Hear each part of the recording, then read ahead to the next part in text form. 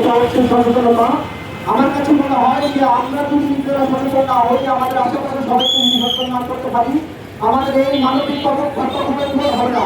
আমি আপনাদেরকে সবাইকে একটা জিনিসটা অনুরোধ করবো, আপনারা যে যে পেশায় আছেন না কেন, আপনার প্রতিবেশী এবং আপনার ঘরের যে ছেলে সন্তান আছে, ওদের সবাইকে আত্মসচেতন করবে। এই যে ধর্ষণ বা খারাপ কাজ, এটা যে একটা অন্যায় কাজ, এটা তাদেরকে বোঝাতে হবে। তাদেরকে না বোঝালে কিন্তু তারা এটা এই অন্যায় কাজ তারা লিপ্ত হতে থাকবে।